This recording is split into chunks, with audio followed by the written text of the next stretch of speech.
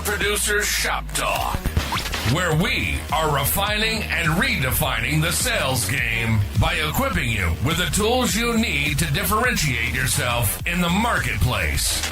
Listening to the podcast is only going to get you so far. Why not take your game to the next level? Check out Power Producer Basecamp on killingcommercial.com today. Tactical skills that'll help you provide deliverable value to your clients and prospects. Want to have the sweet swag that we send out from the Power Producers podcast for your clients and employees? Check out policyt.com today. And action items that you can provide to take your prospects and clients to the next level.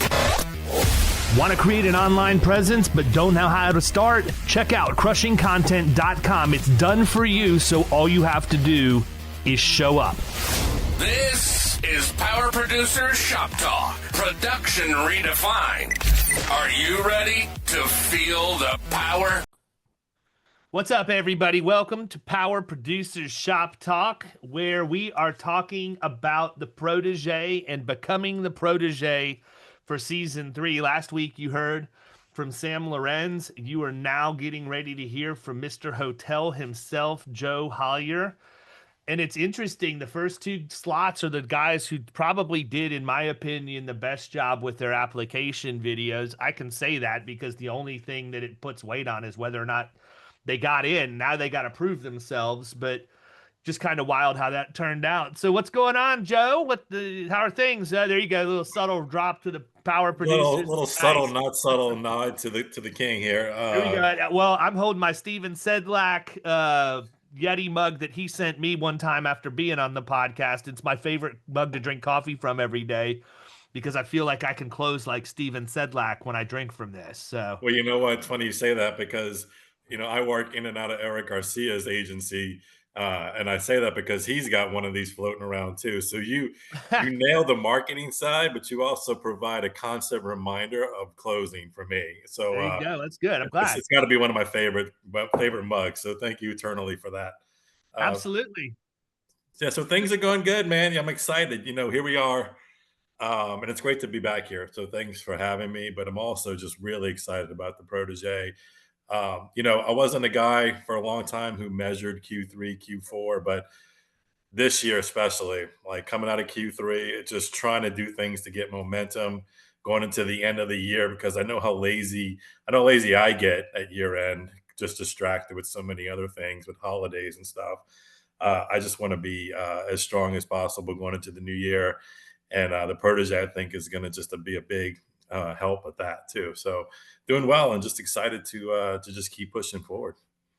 So what made you throw your hat in the ring, man? I mean, I'm looking at the field this year, and I will say one of the things I think I need to go on record about very early in this is I'm really, really disappointed that we did not have more female applicants, because we've had some really good female applicants over really the second season. It was almost 50-50, if I remember right, at the very beginning. Season 1 wasn't, but I mean, we had some really good ones and some really good work product that they turned out in Season 2. But I was really disappointed that we didn't have more. And, one of the things that's really important to me is that we shine a light on that in the industry, because it appears to be very pale, male, and stale. And as I was posting the picture even yesterday of all of the guest mentors and coaches and stuff, and I look at it, and literally Ciara is the only female, the only minority, I think. I'm not 100% recalling that right, maybe, but. And I'm like, God, dog, man, all I did is make it worse. I made one woman in a sea of men, and that's certainly not the intent. So if you're a female that's listening to this and we haven't lost you because you think it's a bunch of guys running around, I would really encourage you that if I decide we're going to do a Season 4, which, right now seems like it's likely, throw your hat in the ring, please. We need to get diversity represented. And so to that end, I would say the one thing we do have diversity on is age. I mean, we've got everybody from Sam Lorenz, who's 23, I think, all the way up to whoever. I don't know. Some of us could probably have an oldest guy in the room contest and come pretty close, but we do have a lot of seasoned people. And then there are some that are in between. So I would ask you, man, like you're not new to the industry, you're not fresh out of college. Why throw your hat in the ring for a competition where, you're gonna get pushed pretty hard in a industry where you've been around for a while and probably don't really need it as much as others. That's a really great. I'm gonna jump on that in just a second. If you don't mind, I'm gonna backtrack for a second to Ciara. I think Ciara is an incredible, not just mouthpiece, but representation of what opportunities females have in this industry if they have the right kind of journey or pathway laid out before them. And I would even go as far as to suggest, Dave, going to maybe into season 4, utilizing her as a face to reach out to do marketing promotions for it, just to show that, you know what, yeah, if you're a white male or if you're a male, if you're an old guy, young guy, David Carruthers wants you. But also, if you're a woman, if you're a minority, or if you're both, here's an opportunity for you. I'm already ahead of you, brother. Oh, good. I know you are. I know you are. She did a But really she's nice. fantastic, and I think she'd be great just to get on screen more. Yeah, she did a really nice. I haven't heard it, but I've heard from the people who recorded it, and then she also told me, because we have a very good relationship. Very nice testimonial about anything and everything I've done, basically, that she recorded when I was down in South Florida recording some stuff for another upcoming project that's coming. But I mean, if you're, I don't want to hijack Joe's episode by any stretch, but if you're a female listening to this, I have to tell you, who you see today when you see Ciara Gravier is not who I saw the first time I talked to her. Mhm. And, it's a pretty well documented story that she reached out to me. She was looking for a lifeline in commercial as she was launching the bunker. She wanted to get into killing commercial. And my answer was, nope, can't do it. We've got that territory is protected. And she said, okay, I'm really disappointed, really wanted to do it, but I respect the process or whatever. And then I started getting these little drips on LinkedIn and email from this Hispanic guy. And I'm like, who is this guy? What's his story? And it was her dad, Luis, saying, really want to do Nice. this. Is there a way we can make this happen? And Luis Gravier, I've never met him in person. It will be one of the best days ever when I do, because I have the utmost respect for him. And I just know how much his relationship with his daughter means to her. And so I want to make that happen, and actually tried to have him come to dinner with us when I was down there, and they ended up not feeling well and couldn't come. But ultimately it led her to coming into killing commercial, because I went to the guy who was in the territory and I'm like, look, she's like right on the border, probably not going to compete with you. Would you have an issue sharing? I said, and I normally wouldn't do this, but this guy is just bugging the crap out of me. Let me just say that I did it. He's like, honestly, I don't have a problem. It was Victor Gonzalez from Allied Insurance is the one who was honestly responsible for Ciara and I ever even connecting at the level we have, because he let her come into the family. And what a blessing it's been to all of us to have her in there. But she was afraid to get up in public and speak. She didn't want to put herself out there. She had her own self-image issues she was dealing with in her head. And I'm not saying anything she doesn't talk about when she gets up and teach. So people think I'm bashing her. She's one of my closest friends in the community. I would never do that. But I watched her turn into just an absolute powerhouse. And it's because she got the encouragement from the community. She got the people in there that would, that could see her for who she was then, but what she could be. And I always saw something in her, not just necessarily directly in her, but through how her father was, that I knew if she had that DNA that Luis had, she would ultimately be extremely successful. And that culminated for me when I got to go out, and she spoke at one of the very first Better Agency conferences out in Phoenix. And I told Nick Ayers, and Brandon Smith was the MC, and I told him, I'm like, guys, I need to be the one to introduce her. I'm asking you as a personal favor.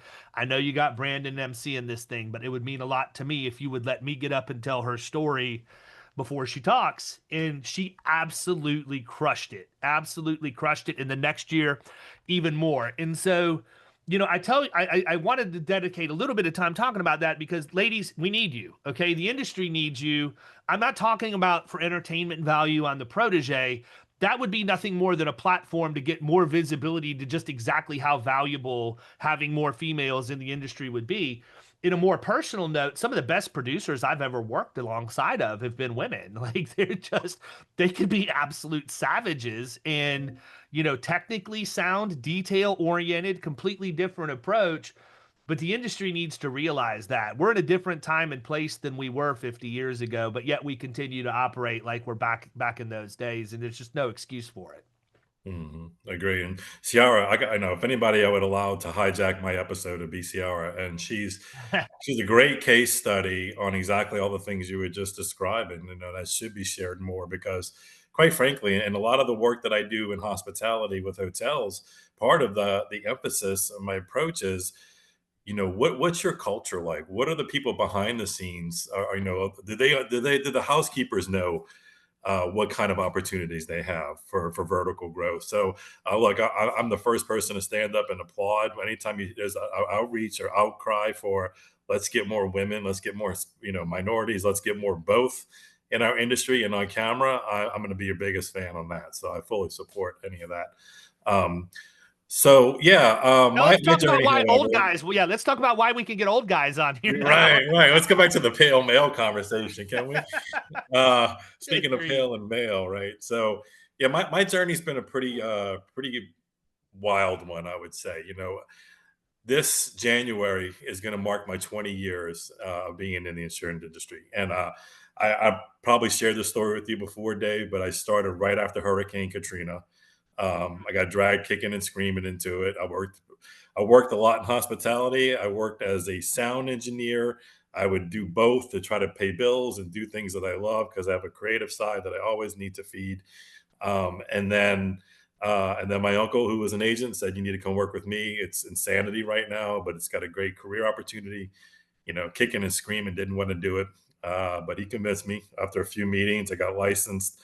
And to be honest, I was a personal lines guy 99% of the time for the first 17 years that I did bedroad insurance. And it's probably in the last 18 months that I really had this desire to want to kill commercial, for lack of a better term. Like, I wanted not only to learn the process, but I wanted to be really good at it. And I wanted to be around the people and the environment and the circles of networks that could really help amplify that for me. So I've, to your point a minute ago, I've started getting the support around me that I needed to do transition into that. Because I mean, my book of business was personalized. It has been forever. So it's daunting and it's scary. I knew the commitment commercial insurance took. I knew it was a little bit of a different, or really a big different kind of process, and getting used to that and being able to close and getting able to get clients renewed. Um, but I started on this pathway of saying, you know what, I want to do this. I want to be really good at it, but I want to do it in a field that I like, know, and want to keep learning from. So that's when I started gravitating towards hospitality. That's when I started really, fine tuning my passion for hotels. And, as cheesy as the alias is, it helps me just stay focused, and it can share with anybody else that sees it. Hey, this guy works with hotels. Excuse me. He works with hotels. Yeah, but you Um, know what, man? I don't think it's cheesy. If anybody's ever been to New Orleans before, there's a bit of flamboyance there. there's a I little mean, bit of that. Yeah. so going Yeah. around as Mr. Hotel is probably not necessarily out of the ordinary. No, and I love it, and I love that it's become, part of my brand that I'm growing. And so to answer your question, why would I drop my hat in here now? Because I know I've got my own accountability systems. I know I got my own support networks, but I want to just take that 10x. I want to find people that I believe that I can help and that they can help boost. Just we can just help each other grow. So I just want to be better at what I do and be a solid professional in this one particular area. So talk about your hospitality background. That's intriguing to me. I mean, you probably know I came out of retail. I wasn't I'm also 20 years this year in 2000. Yeah, 2005, I think, is 20 years. Maybe '04 was. I don't even remember at this point. But Yeah. uh, I came out of retail. I knew nothing about insurance, and I knew how to work hard. I understood Yeah. profit and loss and hiring and HR because I'd had those responsibilities, but nothing really translated to me in my mind anyhow, being a successful producer, what I found was that if I leaned into those experiences, I could have conversations with business owners that my competition couldn't, because they hadn't had those operational roles and really didn't understand, the different pieces and parts that make companies tick. So, we're always a product of our experiences, and certainly I'm thankful for my time spent there, but I'm also much more thankful for the fact I'm not doing that anymore.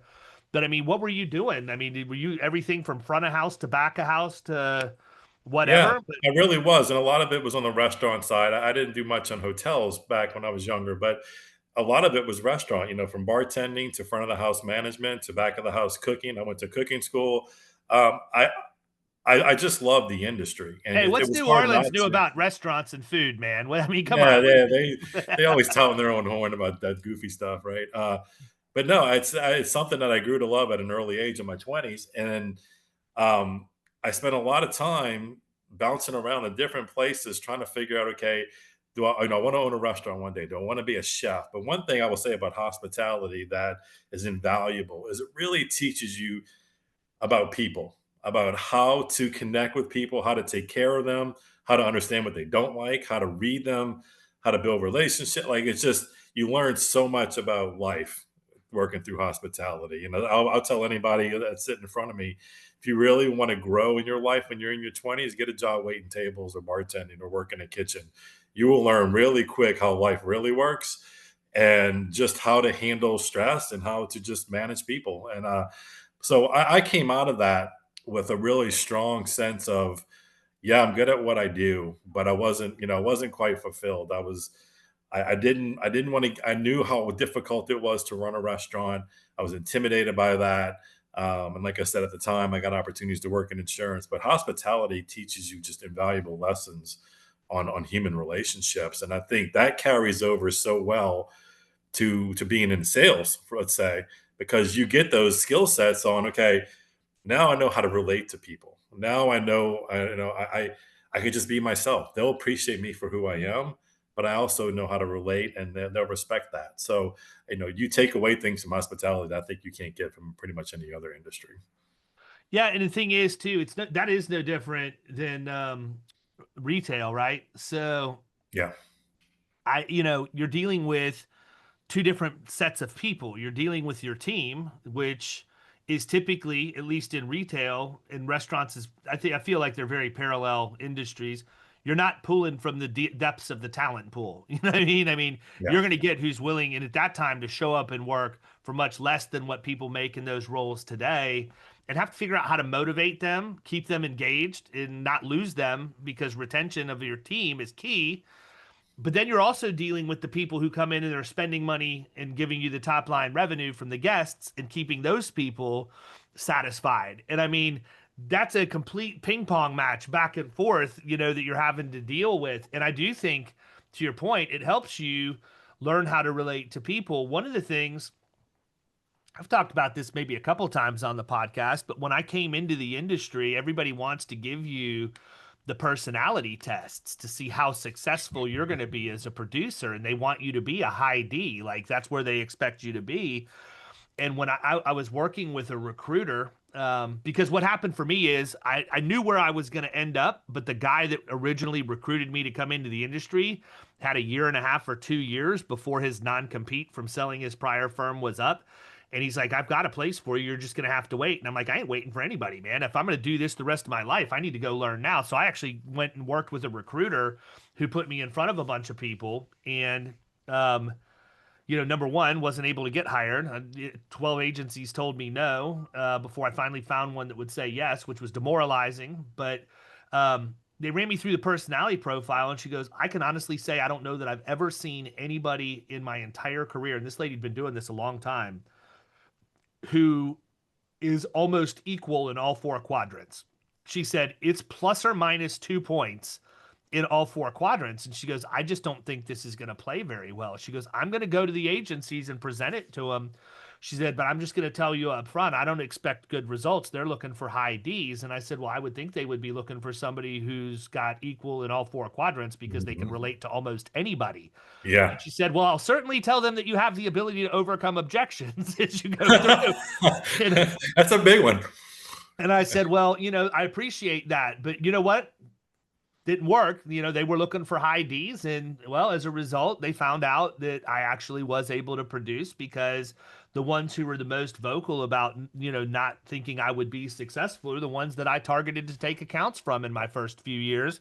And, there's one specific agency who basically gave brutal feedback that I didn't have the backbone to be successful. They didn't think that I'd have the wherewithal and I wouldn't last. And I'm like, did you read my resume? I've been in freaking grocery stores for 10 years. Right. Come on, bud. You were born with a silver spoon in your mouth. You have no clue what resolve and having tenacity looks like. Try Yeah. working a 36-hour shift sometime, Mhm. around the holidays. But I targeted that agency, man, and I didn't just target them. I targeted the number one producer in their agency because if I was going to take business, I wanted to take it from the best. And every time I got an AOR, I sent a copy of it with a dozen roses to the agency principal, and I thanked him for motivating me to be the best I could every single day because he's the reason why I I love worked as it. hard as I did when I go out on the streets to I compete love for it. business. But it's interesting because I feel like people who come from hospitality, people who come from retail, they have that work ethic, man, like no other. You have to, because that's the one thing. Those jobs aren't hard. They just require you to be there and be monotonous in what you do and work hard every single day to put out a consistent product. And if you can take that, like what I felt like year one, after year one in insurance, I was working half as much as I used to work per week, twice as much as my competition. I felt like I was on vacation compared to being in retail. And then I looked at like these guys are only working 25 or 30 hours a week and still making a couple $100,000 a year. Good grief. This is Mhm. not as difficult as what we make it to be. And that's one of the things I really hope to have come through this season of the show is if you have a plan and you have people that are willing to kind of show you what's worked for them and have different viewpoints, and you can go through and pick and choose from each person what you want to take and put into your game, it really does flatten the learning curve, and it sets the contestants up for a pretty sustainable career in insurance, in my opinion. I've seen it's not really an opinion. I've seen the results from the people who have been in the first two seasons and what it's done for their book. Certainly not everybody, but the majority of them and the ones who took it seriously benefited at a really high level. And that's the one thing I want to, that's the main thing I want to get out of all of this. And I've tried to convey that every time I communicate with you guys. Everybody threw their hat in the ring knowing there's only one person that's going to win. Like we know that at the onset, there can only be one person who wins. So your chances of getting cut are 9 out of 10. There's a 90% chance you're going to get cut at Yeah. some point. I don't want people thinking about it that way. And I'm really struggling with the timeline on the challenges and stuff because what I really want is for everybody to understand you're not really signing up for a show that we're putting out on YouTube.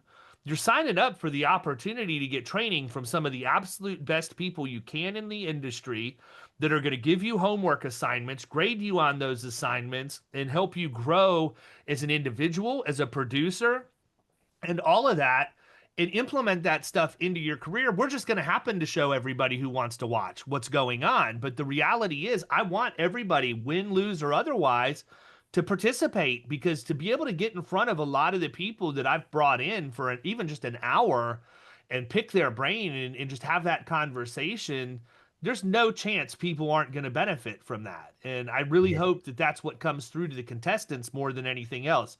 Yes, it's fun. Yes, it's cool to show your creative side and all of that. And I look very much forward to that. But most importantly, I just want everybody to be able to seize the opportunity in front of them and know exactly what that opportunity is and not Oh, not look, be Dave, hyping it up. I'm gonna cut you off there. You are such an invaluable resource for exactly those reasons. And you said really well. You put into words exactly what I was thinking when you asked me, why did I put my hat into this ring? I'm not showing up saying, yeah, I'm showing up with a plan. I have a plan. But I also really appreciate the fact that if I can be around people that are true professionals in whatever field they're in, whatever skill sets they have, and they're willing to give me that advice and show me, critique, give me, good feedback on how I can just keep getting better.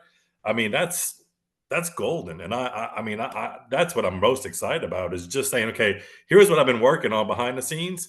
Now I'm on your stage. help me figure this out because I'm not quite able to connect all the dots. I'm not getting all the results I want. I know I'm getting there, but what you're giving us, all us contestants, is just the ability to accelerate and just grow and push that curve flatter, like you say. So I'm incredibly excited about that.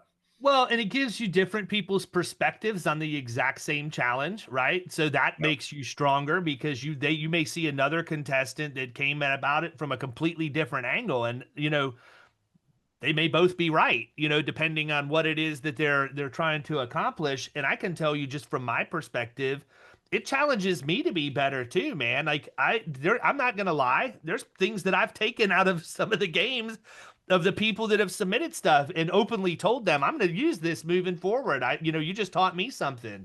But I just think it's a really cool way to highlight what the real opportunity is in the industry, and also show people that it's not as hard and daunting as we make it. It's not that it's easy, because it's not by any stretch, but it's also not impossible. And I think that's where producers by and large there's a problem that's common in agencies across the country. They just don't have the processes and the training programs and things in place to really shepherd producers that are newer. And it's always been sink or swim. Here's a phone book, call until you get appointments or whatever else. It's a horrible plan. I mean, there's just no way to ensure success that way. Maybe 1 out of 100 is going to be the unicorn that's going to be able to break through that. But it's as much for showing the people who didn't put themselves out there this time because they were worried about the public seeing them, sitting back in the shadows and watching the show and saying, I could have done that. Or, wow, that's a really good idea. I'm going to try that tomorrow. Let's see what happens. And I think that's been some of the coolest stuff for me, is just seeing like somebody like Derek Hayden, who developed his entire value proposition going through season 1, and knowing he's using that exact same stuff today and has had a lot of success as a commercial producer in the years since he was on the show. Yeah. And pressure is not always a bad thing. Sometimes it's not. Sometimes, a lot of times, it's good to let other forces who want good things for you to put a new level of pressure on you that you're maybe not used to. And then, yeah, it's uncomfortable, and yeah, it's not always easy to get in front of the camera, or it's not always easy to cold call somebody in person, or whatever the case might be. But when you have that accountability, and you're like, you know what, I got 7 guys waiting to see how this turns out, I'm going for it.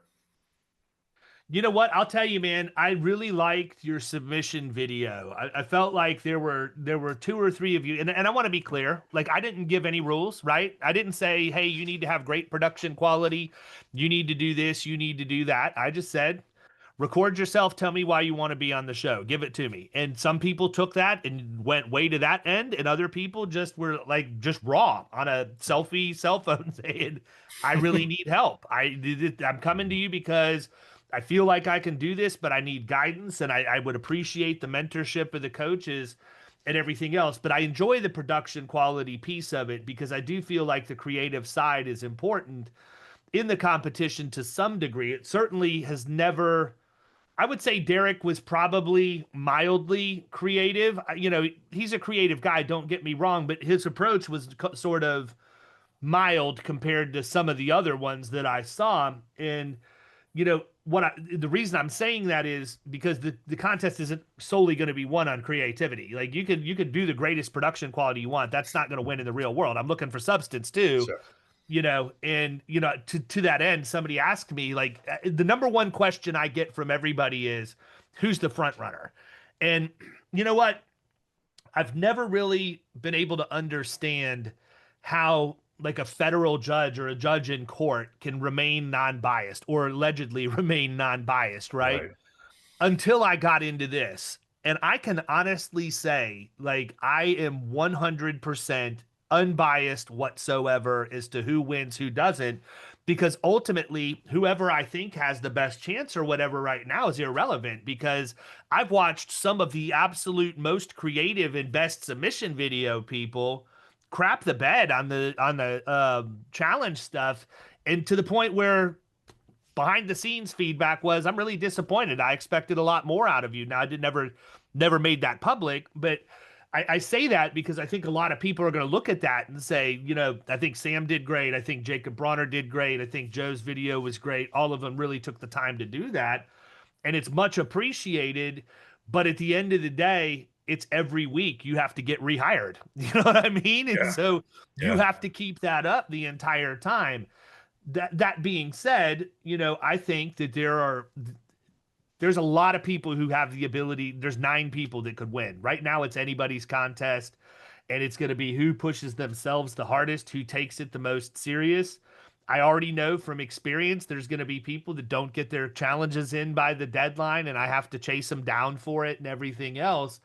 And that doesn't lend well to making it to the end if that's what's happening, because you're not going to get that kind of grace in the real world. You're certainly not going to get it when you're asking me to take more of my time to do that stuff. And so I think, where you're at right now, where I was going with all that is, with the creative piece, I would take that video that you did, strip the audio from it, and turn it into a commercial for Mr. Hotel and use it in marketing to your actual prospects. I told Sam on the last one, Really I noticed. gave him a tip, and I said I'm going to give everybody one tip based on what I know about him or what we talk about. But that's the one I would tell you. You did such a good job with the production piece that I think take the contest stuff out, and then just maybe where you're talking about the things you were in the car. I don't know that you necessarily were contest specific there. Take that out, but where you've got the B-roll and you're in the lobby of the hotel or walking down the city looking and everything, I would completely voice over that into a marketing piece that you can push out to hotels, 100%. And I'll even take it a step further and give you even more specific advice, because this is actually something I'm working on right now and I'm going to do. Part of the reason I was in South Florida was, with Ciara a couple weeks ago, was because Daniel Wakefield, the guy that does everybody's headshots and Killing Commercial now, one of the best decisions I ever made was inviting that guy to come down and get a package offer for the Killing Commercial people to get their headshots in Key West last year.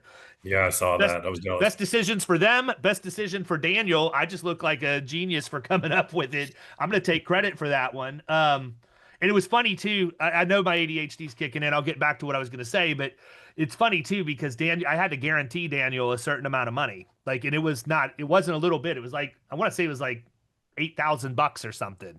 I had to guarantee him that he would get 8,000 in revenue. And I told him, I was like, look, man, I'm not worried about it. I know how these people are. They're going to buy from you. I said, so I'll tell you what, tell me you're going to come. We'll set it up. We'll book it. And anything that's a gap between what you earn and the 8,000, then I'll make it up personally. I'll take it out of the sponsorship budget just to make sure he had the comfort level. And even though I told him that, we're getting to the end and he's like, man, he goes, I don't know. I'm like, dude, I know these people. They're my family at this point. Trust me.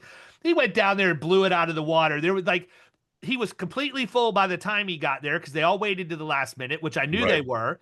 And then when he got there and everybody started seeing the shots that he got of their friends, they all were trying, hey, can you fit us in? Can you fit us in? So he'll definitely be back this next year. But I went down there specifically because he has a video guy too. And I wanted to create some really high quality video trailers for some webinars that I'm going to be doing going into 2026. So if you think masterclass, like the actual masterclass app with Chris Voss and Malcolm Gladwell and those people that are experts in what they do, and they come on and they give you 13 episodes to tell you all about them and all of that. But it's a very unique cinematic feel when they do their trailer. You hear the door creak open, you hear the heels clicking on the floor, they walk in, they take the chair. That's what I wanted. And so I went down to do that with Daniel. But what I'm going to do with that is I'm going to take the top tier of my prospect pipeline, and I'm going to take those trailers but also edit in a personal video message on the front end of it. And I'm going to put it into one of those digital greeting cards so that when they get it in the mail and open it up, it's a personalized video message from me telling them, hey, I wanted to invite you. I know that you've been struggling with your experience mod or whatever else. I just wanted to personally invite you and anybody else from ABC Company to attend this live webinar I'm going to be doing in 3 weeks that addresses exactly what you're facing right now. And I would be honored if you would consider taking an hour out of your day to join me or whatever. but do it in such a way that it's so over the top. They're never going to get that from anybody else. And Mhm. it costs money, man. It's going to cost me 20 to 25 bucks a piece for those, but I'm willing to put the bet. I'm willing to bet, because again, one of the things you're going to learn, especially if you don't know this in middle market, too many of our peer group is going to look at that and say, "Oh my God, those are $25 a piece." I'm looking at it as I'm spending less than $500, but I'm going after over 1 million in revenue. Where's the bad business decision here, Right. right? That's a thumbs That's up. it's Mhm. like next to nothing. It's negligible in the grand scheme of things. I write one account, I could do that 50 times over with no problem. So, I'm really looking forward to that coming out. But that's something similar. Like if you ever wanted to differentiate yourself, take that, do the video, put it into some sort of a video. Not just that you're going to send a link over email. Everybody could do that, even though half the people wouldn't even take the time to do that. Take it another step further. Have them get a package in the mail. Who doesn't like opening up a package that somebody took the time to send them? And then when they do, it's a very personalized message to them by name, by company. You're mentioning the company name, then edit in the back end of that introduction as to who you are and why it makes sense. And I guarantee you get opportunity out of that, man. Yeah, absolutely. Especially Absolutely. high touch hotels. Like Right. that's what they're looking for. They want that concierge service because that's what they want to provide. Yeah. Yeah, man. And the market's really, we haven't gotten into the market here on hotels, but it's Oh, I can as only bad as you imagine. can imagine. Yeah. So Well, and that's differentiation is the key. Yeah, and that's the thing, man. The property market is so commoditized. Like it is what it is. There's going to be certain things you can do, but I mean, I couldn't even imagine trying to. Number one, you're dealing with coastal, but even probably more than that, you're dealing with age of property. There's so that everything is so old. Now a lot of it may be up to code more recently, unfortunately, because of some of the weather things that have happened. But you You know know, what's another big factor now, Dave? Not to cut you off, but no, go ahead. crime demographics around Yeah, not just on the property, but within a radius of the property. A lot of these hotels, even the really nice ones, are potentially situated in not so, well, not so welcoming crime areas. So it's tricky because you get a lot of declinations based on crime scores. and that's kind of what one of the things I was going to say is the casualty piece is likely where I would focus. I'm not going to Yeah, I can go in and help you give some engineering advice on the property side that may help you if you're willing to invest in it, but the reality is there's a lot of historic property there, and I got to believe that that's something tough to deal with. So if I can focus on the casualty and at least drive costs down on that side, then Mhm. hopefully it's enough to overcome where the rates are on the property. And to your point, crime's bad. Last time I was in New Orleans, there were two times, within 2 weeks of each other. One was for Brain Share with Cass, and the other one was I spoke at Keystone's event that was there, and the Keystone event, two different people got mugged. Like one guy got robbed at gunpoint, and they took him to the other side of town. Probably the nicest thieves ever, based on his rehashing of the story. Took him to the other side of town, told him to give him his wallet and his iPhone. He's like, "Come on, man, I got pictures of my kids and everything else." They're like, "You're gonna call the Sorry, man, we really hate to do it, but you're gonna have to give us the phone because you'll call the cops the second you get out of the car, and then that's just not how this works." I'm like, well, at least they were rationalizing with you Right. instead of like They holding a gave you an gun to your head a explanation. second time or whatever. But I again, not being in it, I didn't even think about that part of it. But you're right. I mean, that's another thing, and that's why I think it's so important for people to be experts in what they go after. Yeah. Like, I mean, I'm never going to go after a hotel. I don't. I mean, I shouldn't say never because I've done resort work and stuff before, but typically it's been more on the heavier on the workers' comp side and that kind of stuff. If I were to go after like resorts and try and write the entire thing or whatever, I'm going to refer it to somebody that's in my circle that I know I can trust, that's going to do a good job. And I think that's one of the other things, and you figured it out. But a lot of the times when people come into the competition, they don't know where they're going to be for their career yet. They have no idea, haven't figured it out, and sometimes haven't even thought about it. They've just been a generalist kind of running along on the hamster wheel. And mhm. this show will definitely challenge them to not do that because they'll never be successful in the competition if that's the route they want to take. Yeah. Yeah. So who are you most worried about? That's the question that I'm asking everybody. Oh, and the contestants, I would say just about everybody at this point, because to your point, you can't go just off of the audition video. You can't see the work ethic that's behind it, as far as how they do on the street. I think everybody who's in it is probably really just as hungry as I am to further their career or boost what they're doing. And there's nobody particular, but I'm going to show up every day like I'm losing. So That's the that's best thing it's you can do, I'm man. excited. I'm excited for the challenge. I really am. I'll say that authentically. I'm not just blowing smoke. Like I'm excited to put myself in an even more pressure cooker to just to be better than what I've been and just keep doing better, So better, better. talk a little bit because, here's the thing. It's not just agents that watch this stuff, man. Leads end up coming from the show. Believe it or not, I people believe it. will people will see you out there, and as you're going through the challenges and becoming even more visible for very specific things on social and otherwise, businesses are going to realize this is somebody I probably want to at least talk to, if not work with. So talk a little bit about, exactly what your territory is. Go ahead and plug what you're doing as a producer, your agency, and all of that right now, because I want to make sure we get that out there for everybody. Yeah, thank you. I appreciate that. So I joined Garcia Insurance a little over a year ago. Eric Garcia and his firm, and How's right Geo away. doing, by the way? How's what? I'm sorry. How's Geo doing?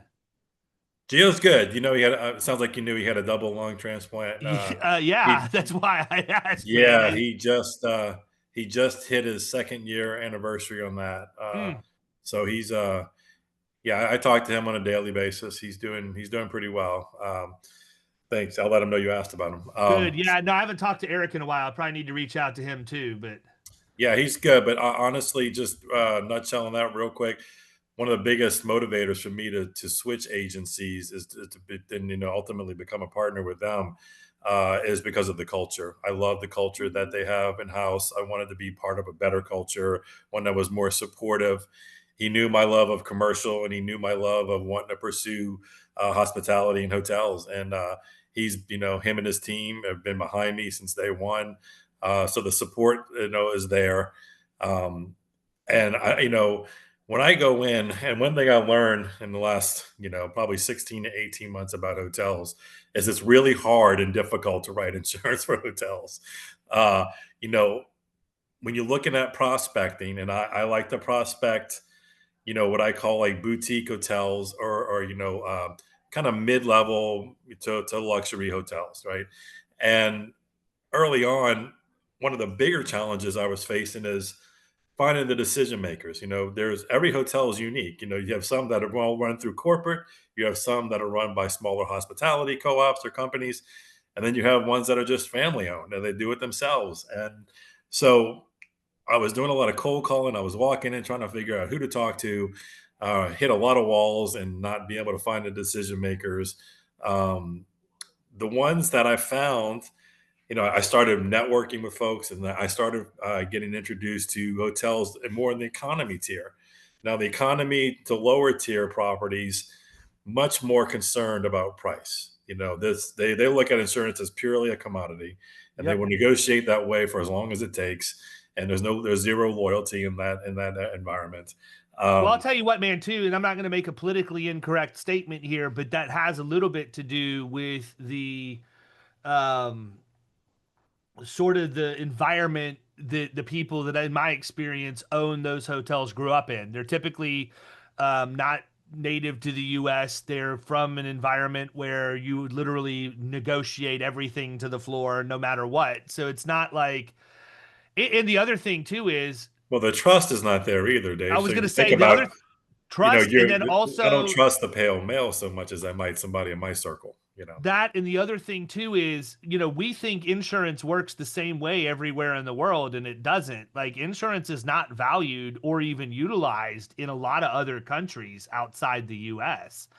And it's not a knock on anybody. It's their heritage, it's how they were raised and brought up and everything, but it doesn't mean it's the right way to do business either, you know what I mean? Mhm.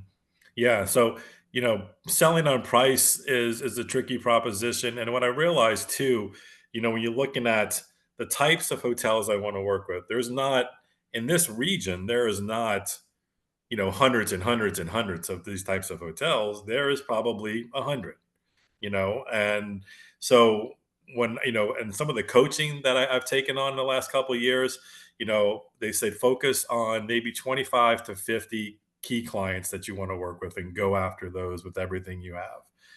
And I've tried that to some extent. The problem is you run out of prospecting opportunities. So I wound up settling for properties maybe I wasn't so crazy about writing.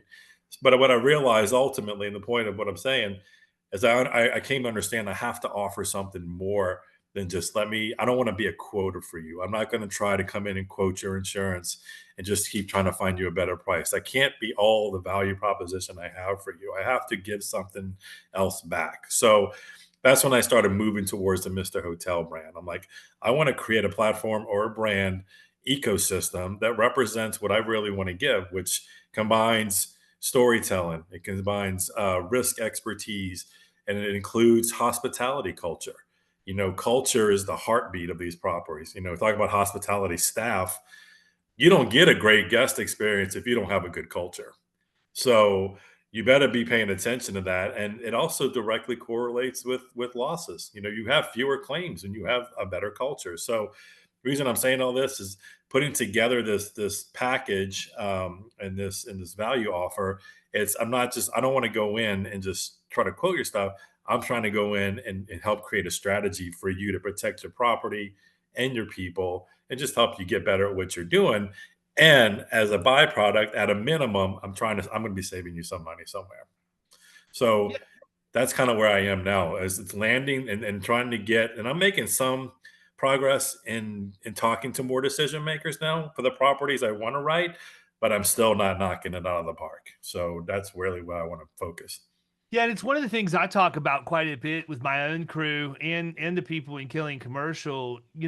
Everybody's sensitive to money leaving their operation. The problem is when you frame it as price, it equals premium. And that's why I always say when you go in, you've got to talk about cost, because cost is a softer term, but it's also more encompassing. And so many times people focus on that premium, but they don't pay attention to all the underlying things that are driving the rate that makes the premium where it is. And so if you're an agent that's going in and selling on premium, you're on a fool's errand for all practical purposes, because you're only going to be able to get to a certain floor before you can't go any lower. But if you can go in and focus on all of the things that actually impact that rate, and you can clean up the risk profile on these accounts and then quantify it in a way that both the client buys in and an underwriter understands, you're going to win way more than you lose.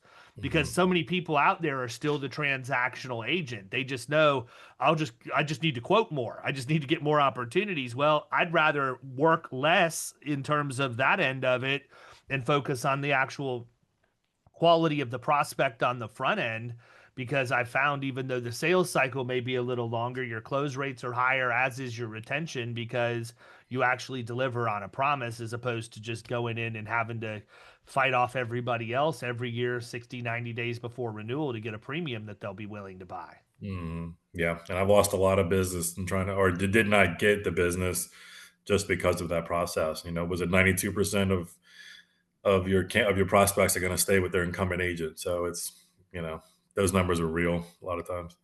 100%. So listen, man, we're getting to a point where we're wrapping up. What do you want him to know about Mr. Hotel that we haven't talked about yet? I will tell you this, and this is the first thing that comes to mind. I pride myself, and maybe it's just old age. I'll go back to the getting older part, but I would say service over sales. I know my job is to sell insurance. That's what I do. And revenue is a priority, but also just a big, if not a bigger priority for me is the impact I have on my clients, the ones that I want to work with and the ones that I vetted to be a good partner with. So I was telling somebody this in a conversation about a month ago. As a 53-year-old now, I feel much more inclined to be of service to other people. So I don't want you to ever feel like I'm selling you an insurance policy. I want you to feel like I actually want to get to know your business. I want to keep a small portfolio for that reason, because I want to know your business as well as you do, but from a different perspective. So just know that I'm in it for the real reasons of taking care of people. And I didn't understand that in my 30s when I started. I've sold the commodity of insurance for a long time, but as I've grown and start to appreciate what it is that people really value, and it's a differentiator, yeah, but people really want to see the real side of you. And I'll sit down and help you promote whatever you want to help you talk about through things that you're going through with your staff. And at the end of the day, if I have your business, great. I'll do those things at no cost. I do it all the time, where I'll meet with GMs and just talk about their staff. And that's just who I am. So I think I play the long game. I hope to win in the end, just from the value that I create for them.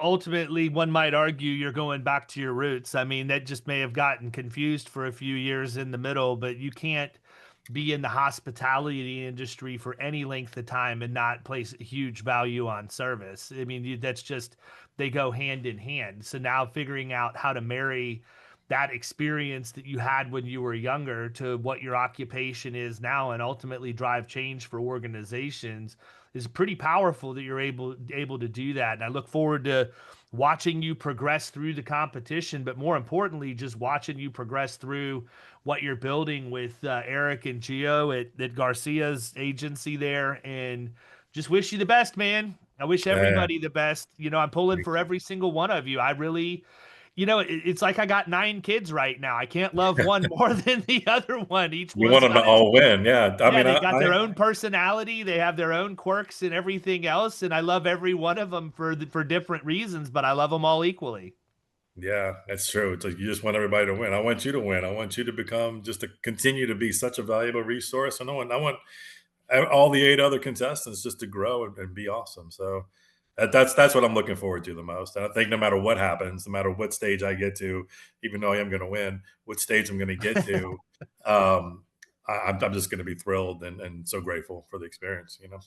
Awesome, man. Well, listen, I appreciate you taking time out of your day to day to jump on here. This is valuable for us because it gives us more sound bites and some more B-roll that we can use as we put together your hype reel. We're doing a hype reel for every single contestant and coach, kind of similar to what we did for Derek yesterday, but better because we know more about what we're looking for than we did back then.